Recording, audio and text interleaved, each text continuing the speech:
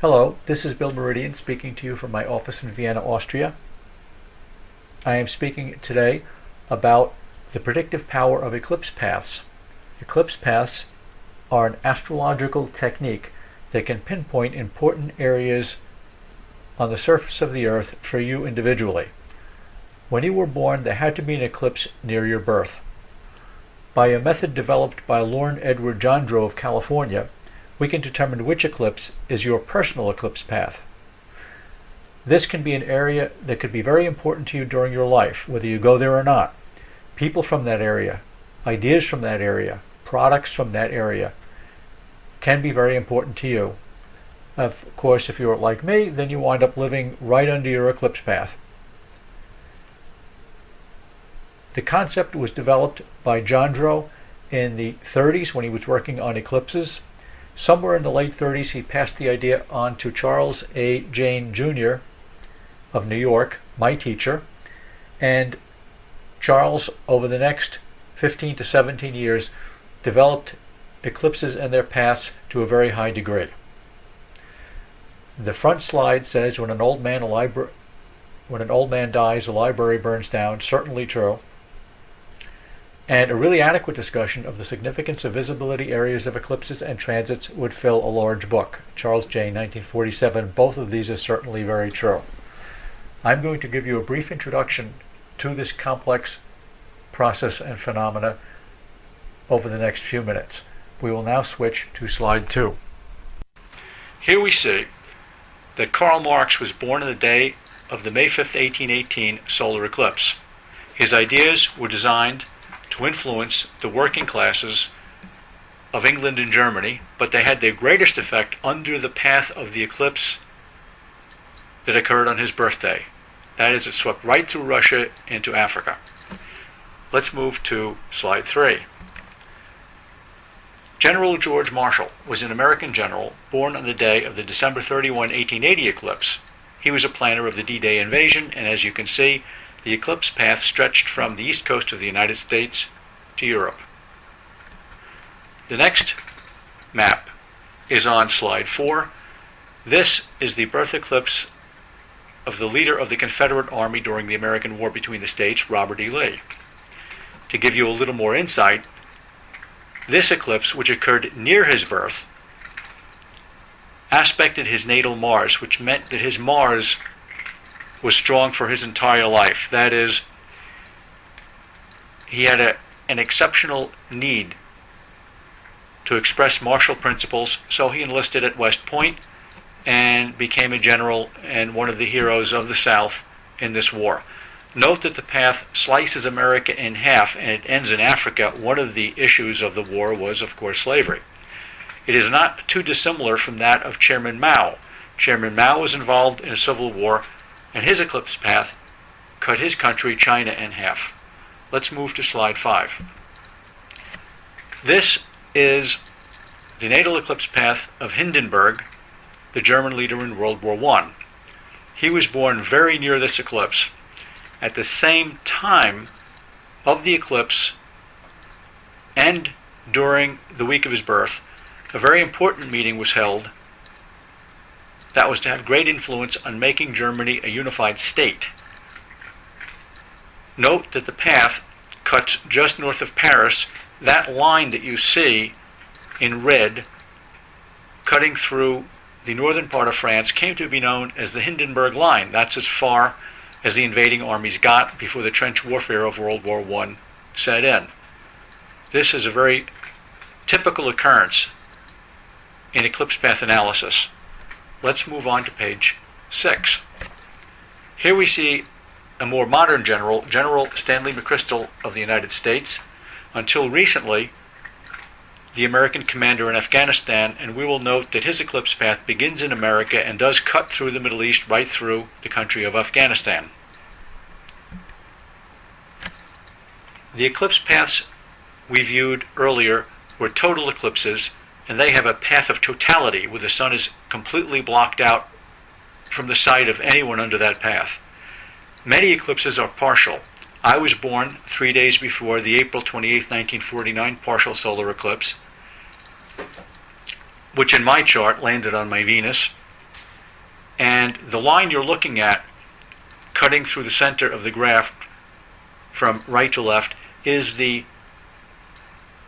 path of greatest intensity of this partial eclipse. That is, the sun was not completely obliterated, but the maximum amount of obliteration occurred under that line. Note it goes right through Vienna, Austria.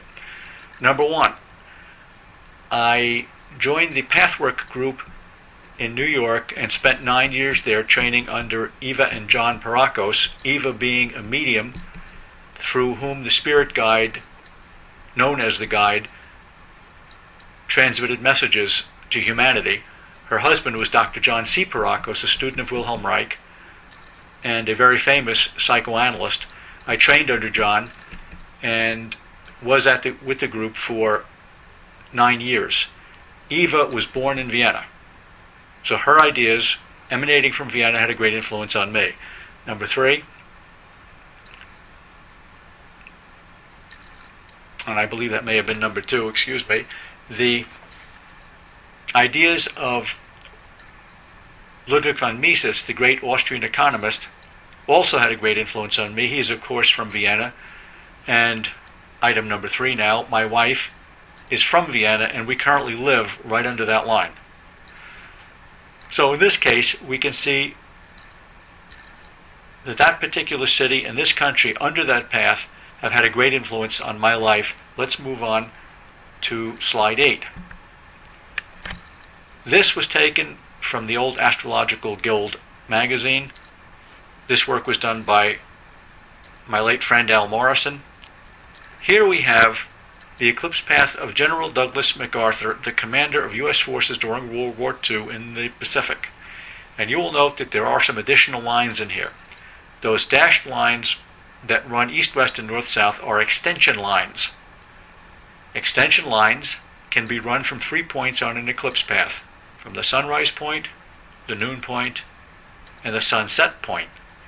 Note that if we run a line straight up from the sunrise point, it goes through Tokyo.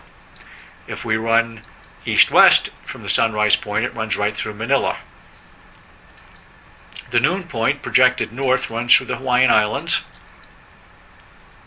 The sunset point, run east-west, runs through New York City, which is where General MacArthur had his office, and also to the Yalu River, the point at which the American president refused to allow MacArthur's forces to pass during the Korean War. In fact, that's what got him removed from power. And we will also note that Tokyo Bay, coincidentally, is at the same latitude as Little Rock, Arkansas, his birthplace. So here we get additional information about MacArthur's eclipse path that we can see has been quite useful. Namely, it pinpointed the area in which he was most active. It pinpointed the Hawaiian Islands, Manila, and Tokyo Bay. So let's now move to slide 9, where we will introduce yet another concept. The additional lines you see on this map are astrocartography lines. ACG was developed by my old friend and teacher Jim Lewis. Essentially, this is a method which takes planets and projects the planets on the map as lines. For example, a Jupiter line is typically a place where one experiences great good fortune. A Mars line indicates areas where you could experience aggression.